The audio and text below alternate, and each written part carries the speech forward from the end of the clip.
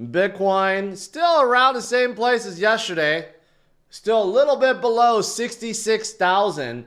It almost seems like the market is waiting for something. What is that something? Well, that's what I want to talk about today. There is a big I don't know. I guess there is going to be something. Yesterday, we had 3 FOMC members talk about what their views are on inflation and upcoming rate cuts and so forth, right? But none of that really matters. There's only one person that makes the decision, and that's Fed Chair Powell. And he's going to be speaking today around noontime. And people want to know what he's going to say, right? He already announced 3 rate cuts coming. We're in March already, or I should say, April already. So is he going to push all 3 towards the end of the year, or is the very first one going to start soon? So I think that's what the market is waiting for. Usually before Powell speaks, you do have some volatility. Like yesterday's U.S. market was not good. Very, very red. Obviously, Bitcoin was affected by it too. So we will see what happens after he speaks. If he continues to be dovish, well, then the market's going to come roaring back, right? So I think that's the big thing for this morning. Now, there are a lot of banks that are already predicting when the first rate cut is going to come, and almost unanimous. I mean, I don't know who Mezu is. They should not even be on this list, but, or maybe they should. I don't know who they are, but they're the only ones that didn't guess or said that there's no rate cuts this year, which is ridiculous because Powell already said 3. But anyways, it's basically unanimous that everyone thinks that the rate cut is going to come in June. We do have an FOMC meeting in May as well, so maybe Powell surprised everyone, says the first one's going to be May, right? But everyone thinks it's coming in June, so that's not too far off. That's only 2 months from now, right? And we're having a halving event later this month. So that, I mean, if you think about it, it's perfect timing, right? You got a rate cut, then you get a whole, I don't know, flurry of money that starts flowing. That's only going to help Bitcoin's case. You know, it's just going to drive Bitcoin higher. So I think that's the big thing of this morning. People want to know what Powell says and whether or not they should start buying now or later. I think that's what it really comes down to. I did report yesterday that the U.S. government, who has confiscated a ton of Bitcoin from the Silk Road website back in the day, they did move a whole bunch of it. But it turns out they'd also sold a little bit of it too, right? And that caused a little scare. I think people thought that maybe they were going to dump the entirety of it, $2 billion worth. They didn't. It seems like they just sold like 133 million yesterday. So that was one of the things that came out yesterday. Does that mean the U.S. government or the Department of Justice is getting ready to dump more, right?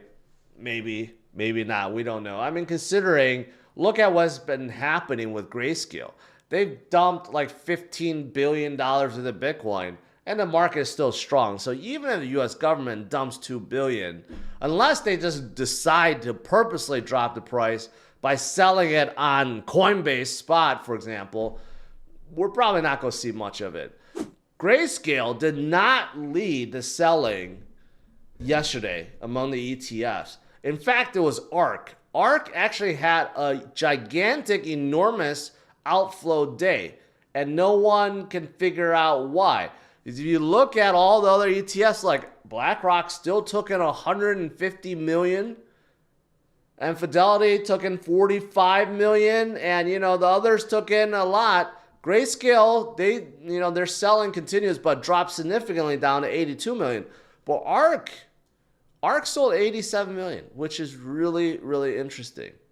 The reality is, it's just a blip in the road, just like Bitcoin's dip right now, blip in the road, because If you look at how much Bitcoin is being accumulated by these large companies and ETFs, you know that it's just a matter of time before there's not enough Bitcoin to go around and Bitcoin skyrockets to a new high, and then another high after that, and then another high after that.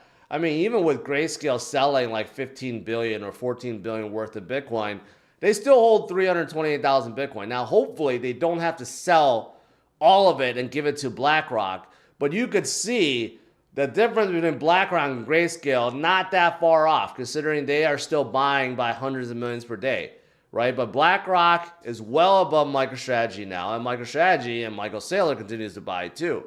And then you could see Fidelity's fund there, and then now this includes Tether. Tether now has over 75,000 Bitcoin. That's, I mean, it looks small on the chart, but 75,000 Bitcoin is over $5 billion. So that's an enormous amount that Tether does not plan on selling. They're using that to boost their USDT, right? And all the others, of course, right? And honestly, this one also shows Coinbase only having 10,000. That's baloney.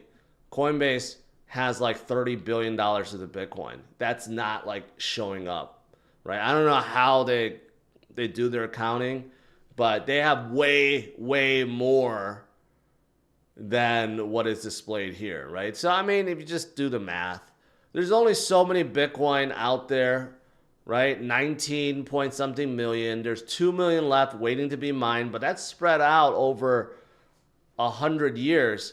So everyone's fighting for what exists, right? This is the time to be loading up while we are still low, okay, cheap, because it's going to be a lot higher in the future. South Korea, they have kind of like a closed system for Bitcoin and their exchanges. So there's always this thing called the Kimchi Premium, which basically describes how it's kind of like the Coinbase Premium, but this is labeled Kimchi Premium. I don't know if that's kind of considered racist by saying that, but anyways, but you know, to buy Bitcoin in South Korea has always been high, especially during bull markets, right? It's just more expensive that way because they're just not as open as the other exchanges around the world. You know, it's just the same thing. Like I said with Coinbase, sometimes Coinbase, their price goes higher because the demand is so high, right? So, I mean, this again shows you that this is not time to be fearful. There are a lot of people that are buying. There's a lot of companies buying, ETFs buying. Everyone's buying, okay? So don't let any little volatility or little dip or blip in the road scare you out of your life-changing wealth,